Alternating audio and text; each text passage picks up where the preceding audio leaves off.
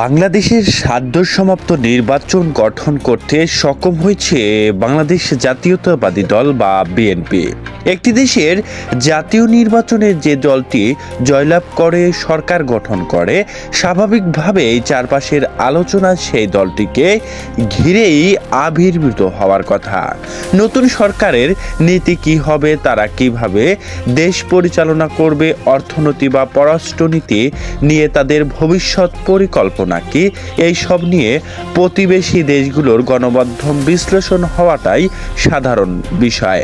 কিন্তু বর্তমান পরিস্থিতি ভারতের গণমাধ্যমের দিকে তাকালে তা ভিন্ন একটি দৃশ্য চোখে পড়ে, যেখানে আলোচনার কেন্দ্রবিন্দুতে সরকার গঠনের দল নয়, বরং তাদের সমস্ত আলোচনা, বিশ্লেষণ এবং প্রবলেম উদ্বেগের মূল কেন্দ্রে রয়েছে নির্বাচনের প্রধান বিরোধী দল হিসেবে আত্মপ্রকাশ করা বাংলাদেশ জামায়াতে ইসলামী। একটি দেশের অভ্যন্তরীণ নির্বাচনে কোন দল বিরোধী দলের আসনে বসবে তা সম্পূর্ণ সেই দেশের জনগণের ভোটের উপর নির্ভরশীল। কিন্তু এই গণতান্ত্রিক প্রতিক্রিয়া জামায়াতে ইসলামীর এই বিশাল উত্থান ভারতের মিডিয়া বিশেষভাবে কাজ করছে, যেমন জি24 এবং আনন্দবাজার পত্রিকা এবং প্রথম সারির সংবাদ মাধ্যমগুলোর ঘুম হারাম করে দিয়েছে। কেন একটি ভিনদেশি বিরোধী দলের উদ্ধার নিয়ে ভারতীয় গণমাধ্যমের এত মাথা ব্যথা, তা নিয়ে সাধারণ জনগণের মনে কৌতূহল জাগাটা খুব স্বাভাবিক একটা বিষয়। এই কৌতূহলের উত্তর লুকিয়ে আছে বাংলাদেশের মানচিত্র এবং নির্বাচনের ফলাফলের একটি বিশেষ ভৌগোলিক সীমাকরণের ভেতরে। ভারতীয় গণমাধ্যমগুলো এই প্রবলেম উদ্বেগের মূল কারণ বুঝতে হলে আমাদের গভীরভাবে তাকাতে হবে বাংলাদেশের সীমান্ত এলাকাগুলোর দিকে, যা ভারতের সাথে প্রায় 4000 কিলোমিটারের বিশাল সীমানা রয়েছে।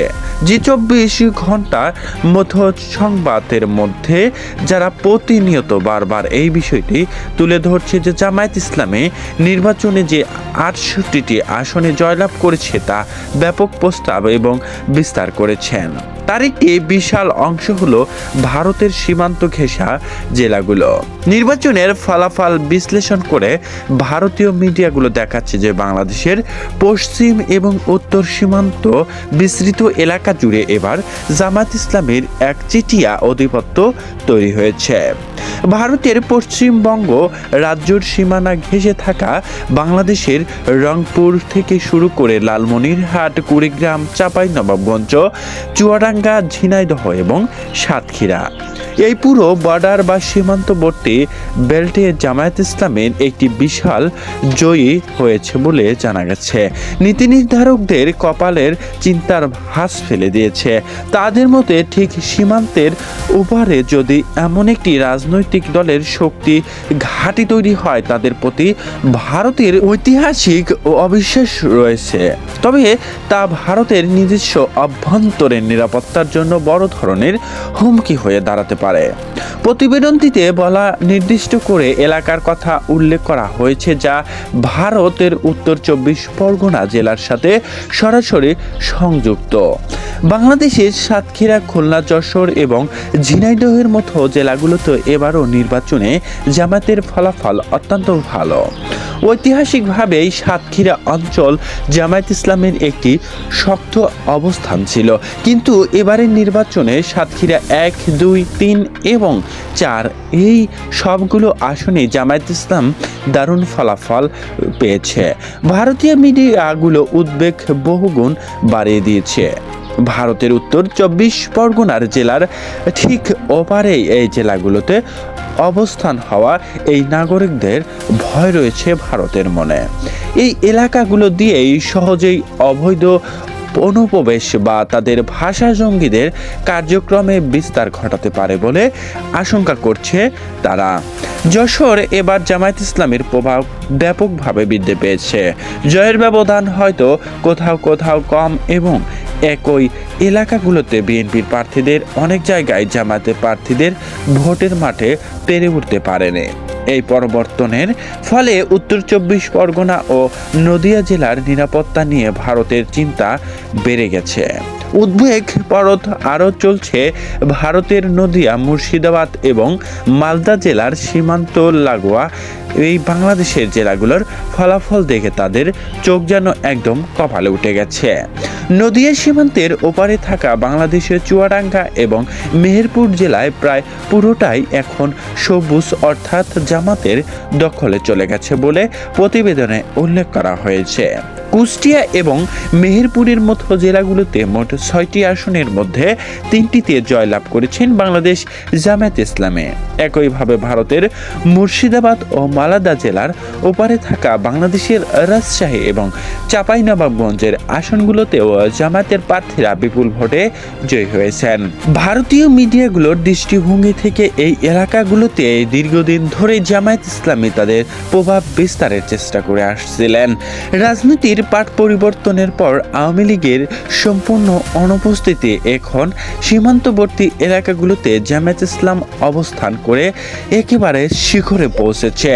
ভারতীয় মিডিয়া এখন বিষয়টিকে তাদের ভাষায় কট্টরপন্থার উত্থান হিসেবে আখ্যায়িত হয়েছে এবং তাদের আশঙ্কা রয়েছে যে এই এলাকাগুলোতে ভবিষ্যতে ভারত বিরোধী কার্যক্রমের একটি নিরাপদ আশ্রয়স্থল হয়ে দাঁড়াতে পারে।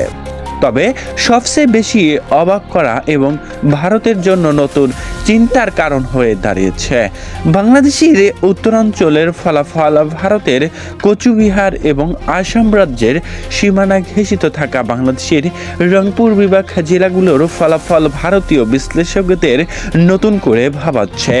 নীলফামারী বা কুড়িগ্রামের মতো জায়গাগুলোতে আগে জামায়াত ইসলামীকে নিয়ে যে মাতামাতি ছিল না, এখন ওই এলাকাগুলোতে ট্রেডিশনালি বিএনপির শক্ত ঘাঁটি হিসেবে পরিচিত ছিল। কিন্তু এরপর নির্বাচনে দেখা গেল এই উত্তর জেলাগুলোতেও জামাতের বিশাল উত্থান ঘটেছে। আসাম এবং কুচবিহারের ঠিক ওপারেই বাংলাদেশের উত্তর ভাগে জামায়াত ইসলামের এই গণপূর্ব জয়ী ভারতের মিডিয়ার কাছে একটি বড় রহস্য এবং একই সাথে আতঙ্কের কারণ হয়ে দাঁড়িয়েছে। তারা হিসাব মেলাতে পারছে না যে কিভাবে বিএনপির একটি পুরনো ঘাঁটিতে জামায়াত ইসলাম এতটা শক্তিশালী হয়ে উঠতে পারে। এই ভৌগোলিক পরিবর্তন ভারতের উত্তর পূর্বাঞ্চলগুলোর রাজ্যগুলোতে যে নিরাপত্তার ক্ষেত্রের একটি বড় চ্যালেঞ্জ হিসাবে দেখতে হচ্ছে। এই পুরো পরিবর্তনের পেছনে কারণ খুঁজতে গেলে ভারতীয় গণমাধ্যমগুলোতে একটি বিশেষ লক্ষণ রাখতে হবে। রাজনৈতিক সীমাকরণের কথা বারবার তুলে ধরেছে। তাদের বিশ্লেষণে উঠে এসেছে সাম্প্রতিক জুলাই বিপ্লব এবং পরবর্তী অন্তর্বর্তীকালীন সরকারের কথা। জি24 প্রতিবেদনের দাবি করা হয়েছে যে জামায়াত ইসলামীর এই বিশাল উত্থানের পিছনে অন্তর্বর্তীকালীন সরকার প্রধান উপদেষ্টা ডক্টর মোহাম্মদ ইউনূসের সমর্থক এবং গোষ্ঠী বা টিম ইউনূস এর বড় একটি ভূমিকা রয়েছে। প্রতিবেদনে বলা হয়েছে নতুন রাজনৈতিক দল নাগরিক পার্টি বা এনসিপি এমন অংশ নিয়েছেন যা প্রভাব পড়েছেন ভোটের অঙ্ক এবং জামায়াত ইসলামীর অনুকূলে চলে গেছে এই বিষয়গুলো। ভারতীয় মিডিয়াতে এখন এই দলগুলোর কারণে বিএনপির ভোট ব্যাংক বিভক্ত হয়েছে অথবা তরুণ প্রজন্মের ভোট জামাতের দিকে ঝুঁকে পড়েছে। তাদের ধারণা জুলাই বিপ্লবের পর বাংলাদেশে। প্রিয় দর্শক, বিস্তারিত ঘটনাকে কেন্দ্র করে আপনার কিছু বলার থাকলে তা কমেন্ট করে লিখে জানাবেন। পরবর্তী সকল আপডেট সংবাদ পেতে আমাদের চ্যানেলটি সাবস্ক্রাইব করে আমাদের সাথেই থাকবেন। আল্লাহ হাফেজ।